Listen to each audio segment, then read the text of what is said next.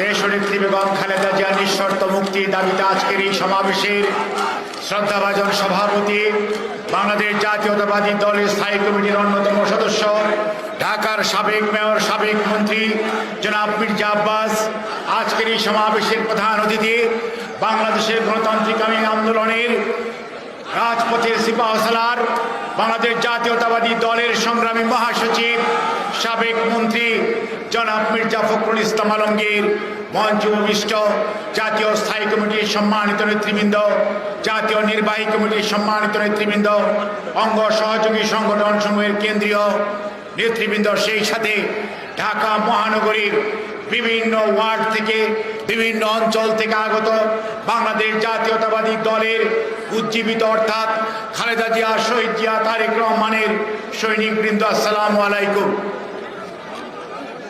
আমরা আজকে এমন একটি সময়ে এই সমাবেশ, যে সময় দেশনেত্রী বেগম খালেদা জিয়া এই মুহূর্তে একটি হসপিটালে চিকিৎসাধীন আছেন।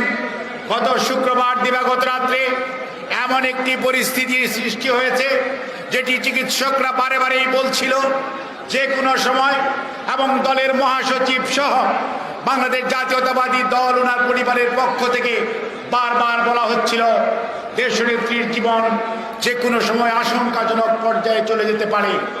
তখন এই সরকারের অনেক মন্ত্রী, অনেক নেতা, অনেক ধরনের আমাদের সাথে, মিডিয়ার সাথে এমন কথা বলছিলেন, অসুখ নয় যেমন অন্য কিছু।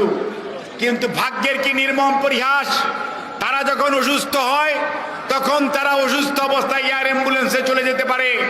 তারা যখন ভর্তি চিকিৎসার দরকার পড়ে তখন তারা কোনো জামিন টামিন কিচ্ছুর দরকার পড়ে না, আমেরিকা চলে যেতে পারে, জামিন ছাড়া দেশের প্রধানমন্ত্রী হতে পারে। দেশনেত্রী বেগম খালেদা জিয়া শুধুমাত্র এই ষড়যন্ত্রমূলক মিথ্যা মামলায় আটক করে রেখে আজকে ওনার জীবনকে তিলে তিলে শেষ করে দেওয়ার যে ষড়যন্ত্র, তার কারণ একটাই, কারণ দেশনেত্রী এই দেশের মানুষের অধিকার আদায়ের প্রতীক, গণতন্ত্রের প্রতীক, এদেশের মানুষের আজকের যে মুক্তি, মানুষের যে স্বাধিকার, বাংলাদেশের যে সার্বভৌমত্বের প্রতীক দেশনেত্রী বেগম খালেদা জিয়া। কাজেই দেশনেত্রী বেগম খালেদা জিয়াকে যদি শেষ করে দেওয়া যায়, তারা ভাবে বিএনপিকে শেষ করে দিতে পারবে, বিএনপি নিঃশেষ হয়ে যাবে। যেমনটি দুর্মুখেরা ভেবেছিল শহীদ জিয়ার শাহাদতের পরে বিএনপি নামক দল থাকবে না।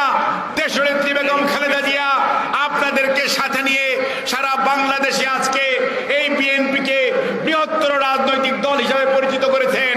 কাজেই আজকে দেশনেত্রীর এই স্বাস্থ্যের এই অবস্থায় আপনারা, আমরা যারা কথায় কথায় বলি আমরা খালেদা জিয়ার সৈনিক, জিয়াউর রহমানের সৈনিক, তারেক জিয়ার সৈনিক, আমাদের আজকে ঐক্যবদ্ধ হওয়ার প্রয়োজন, আজকে শপথ নেওয়ার প্রয়োজন। আমাদের রক্তের বিনিময়ে, আমাদের জীবনের বিনিময় হলেও খালেদা জিয়াকে মুক্ত করতে হবে, এই আশাবাদ ব্যক্ত করে এই সংগ্রামে আপনারা সবাই সামিল হবেন। আপনাদের সবাইকে ধন্যবাদ। আল্লাহ হাফেজ। বাংলাদেশ জিন্দাবাদ। শহীদ জিয়া অমর হোক। দেশনেত্রী বেগম খালেদা জিয়া জিন্দাবাদ। জনাব তারেক রহমান।